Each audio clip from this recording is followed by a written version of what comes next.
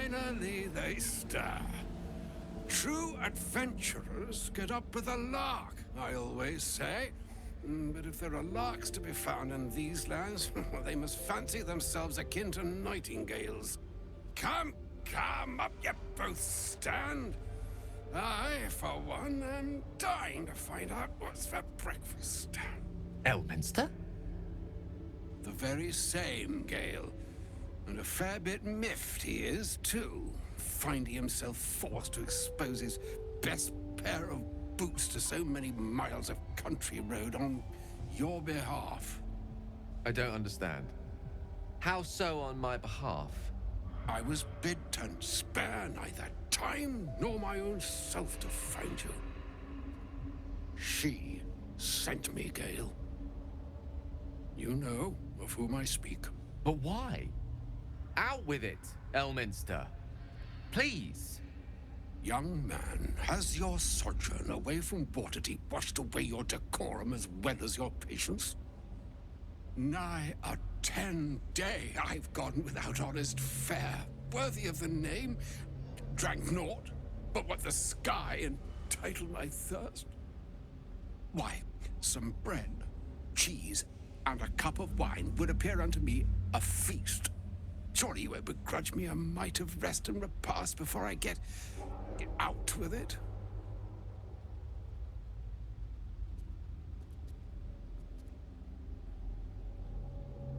Oh, for the love of... Fine.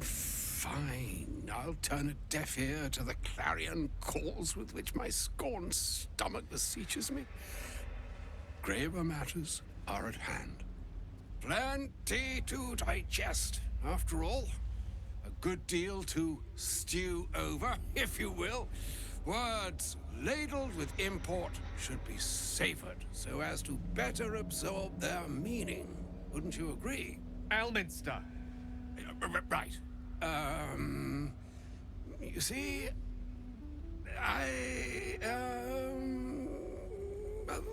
that is to say, Gale, my boy, I've come to address a most pressing matter.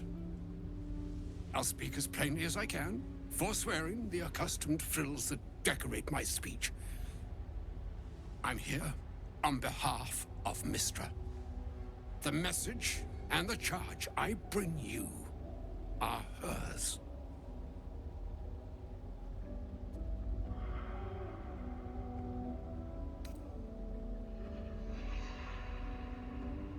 The long-awaited question. Now, if you please, Eleminster, for the too long-awaited answer. You know where you went wrong, Gale. And I trust you told your fellow traveler here the nature of your ills. I can't say that so far I've volunteered the entire truth. Do you mean to say you've never bothered to disclose how dangerous you are? Not in so many words. No. Then you two have much to discuss after I'll have taken my leave. In short, Gale, through his own doing, has become a living explosive that could wipe from this world this very gathering, and much more besides. For his folly, Mystra forsook him. But now she has decreed he is to be given a chance of redemption. Mystra would consider forgiveness. She would consider what she considers to be forgiveness. Mystra is aware of the misadventures that have befallen you both. She knows of your strife with the Absolute, that most insidious of evils.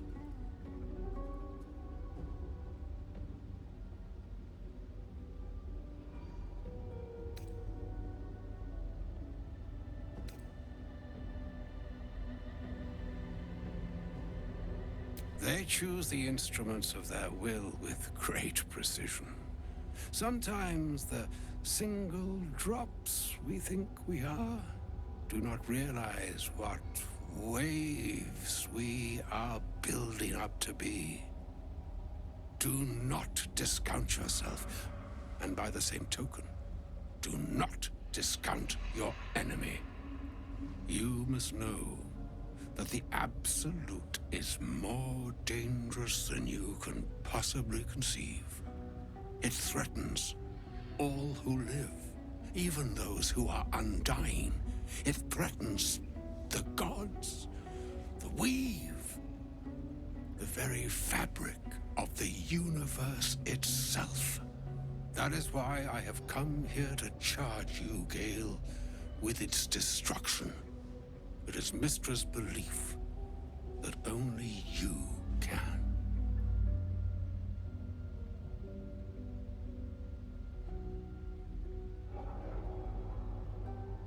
The orb. Precisely.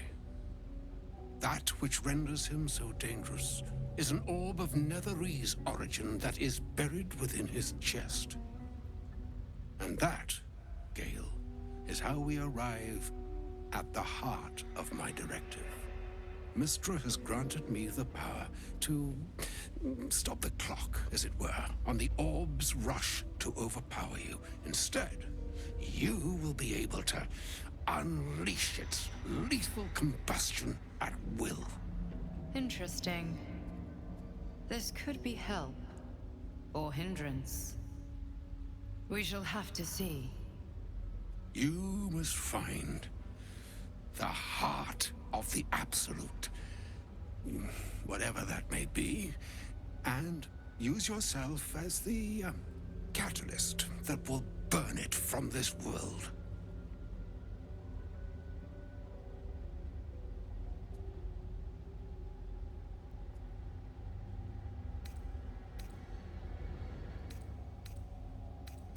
He is not. But it seems that Mystra is. It brings me no pleasure saying this, my friend. But such is Mystra's will. Yours must be the sacrifice that will undo the Absolute. And for your sacrifice, you will be redeemed. Such is Mystra's promise. With that, I've said my sorry piece, and need only bestow unto thee the charm I was bid. Meine hastra mistrariel, idelion, thras annas dithra.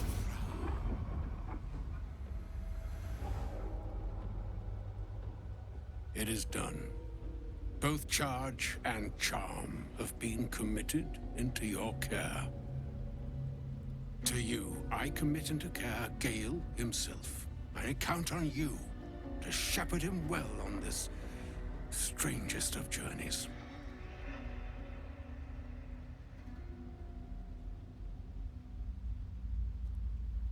On my honor, I'm not sure yet I can say the same. Like moons make swell and wane the nescient seas, so too the skies-strewn gods ordain the tidal fates of mortal days. And yet, an ocean born in lonely hours, come ebb, come flow, come all that is beyond the breadth of our dominion. Be a moon unto yourself. Even the waves of fate can break upon the shores of will. Farewell, my friend. Farewell, Eleminster. I'm glad she chose you. Good evening. I'm here on behalf of Gale of Waterdeep. He wishes to extend you an invitation for a private conversation in a more suitable locale. Gladly. Simply follow yonder path, and soon you will find him.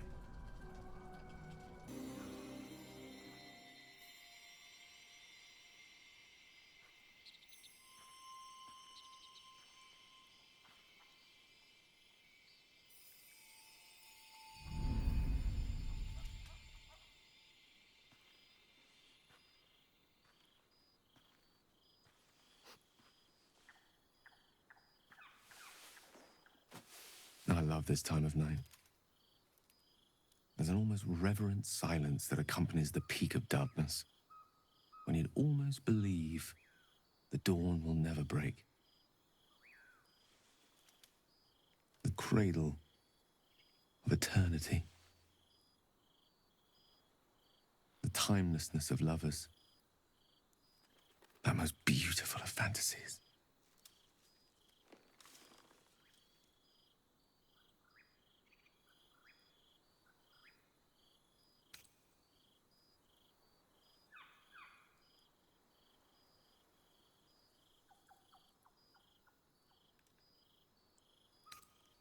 Indeed. The curse is still present, of course. Just veiled and at arm's length for now. Not a trick I can repeat often, but tonight is different. This may be my last night alive. I wanted it to be under a canopy of beauty and wonder. I thought this place might bring me peace. I thought it might make the weight of what I must do feel a little lighter. But I'm not so sure.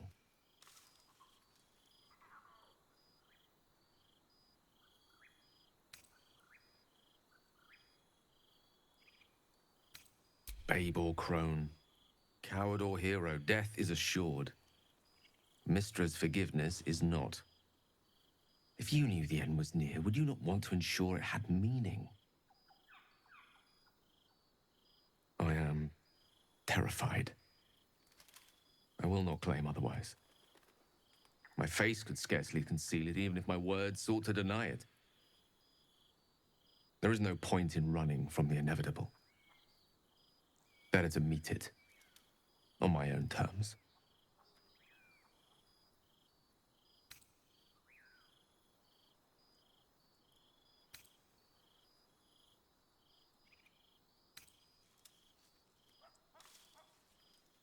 I can feel it. Ever since we set foot in this strange, corrupted land. The closer we get, the heavier my own heart becomes. Stay with me a while, will you? Day will come all too soon, even in this place.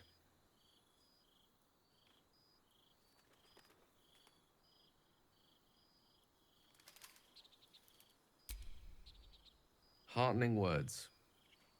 If only they came from the lips of another. This is no time for delusion. We are not close, you and I. But it will not matter soon enough. Let us just enjoy the view, in silence. We will leave the world a better place than it is tonight.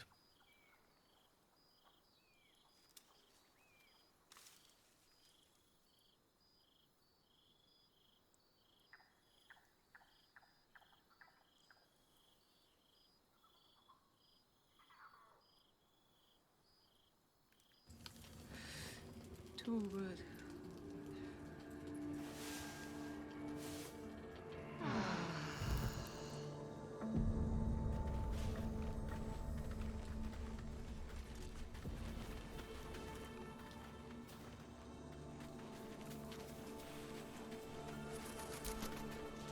An audience with Eleminster is never less than memorable. Suppose it's time we dealt with the Hollyphant in the room. You have questions for me? And I promise I have answers.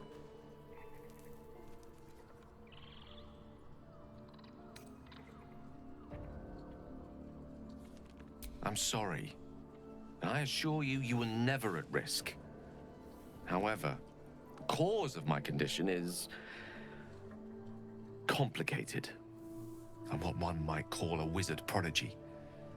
Who from an early age could not only control the weave, but compose it. Much like a musician or a poet. Such was my skill that it earned me the attention of the mother of magic herself. The Lady of Mysteries.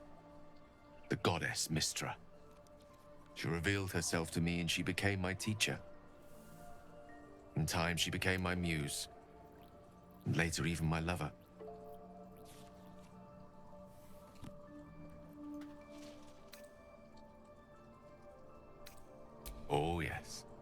We enjoyed each other's company. Body, mind, and soul. But even so, I desired more. You see, no matter how powerful a wizard we mortals can become, we never scratch more than the surface of the weave. Mystra keeps us in check. There are boundaries she doesn't let us cross, yet every time I was with her, I stood on the precipice, gazing into the wonders that lay beyond. I sought to cross her boundaries.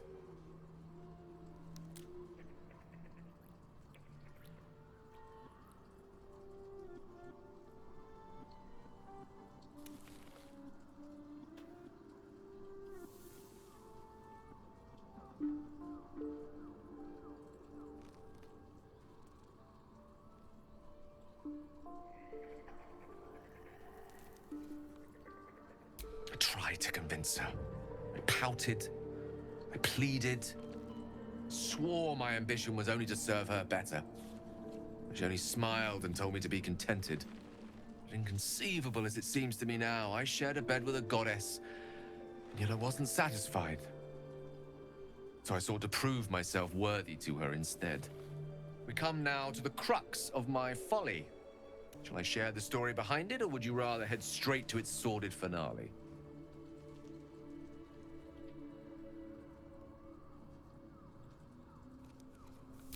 Very well. Once upon a I'll save his history for another time. He almost managed, but not quite. In his entire... The magic, even the... She restored. What if? I thought. What if, after all this time, I could return this lost part of herself to the goddess?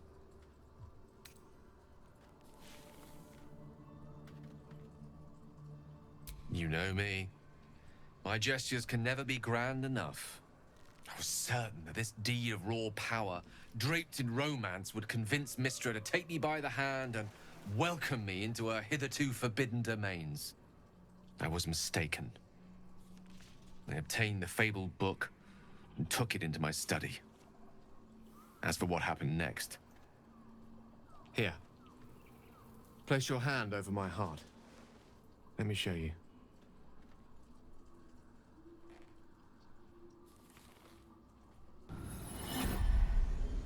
You feel the tadpole quiver as you realize Gale is letting you into the dark. You see through Gale's eyes, staring down corridors of a dread memory. A book bound and suddenly opened. Inside there are no pages, only a swirling mass of blackest weave that pounces. Its teeth, its claws, it's unstoppable as it digs through and becomes part of you. And gods, is it ever hungry.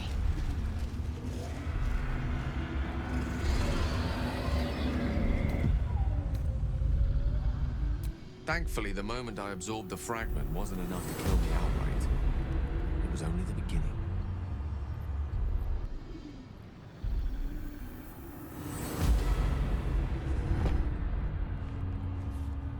This Netherese blight, this orb, for lack of a better word, is balled up inside my chest. And it needs to be fed. As long as I absorb traces of the weave from potent enough sources, it remains quiet. Were it ever to fully destabilize, however.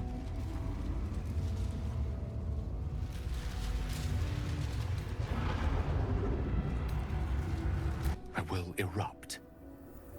I don't know the exact magnitude of the eruption, but given my studies of Netherese magic, I'd say even a fragment as small as the one I carry, it'd level a city the size of Waterdeep.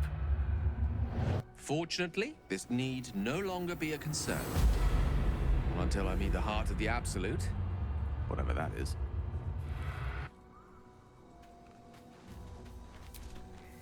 I can't believe Mistress demanding Gale sacrifice himself to destroy the Absolute. It's just a waste of a perfectly good cult that we could be controlling. And a waste of a perfectly good Gale, I suppose. Then I'll see you tonight, you sweet, generous thing.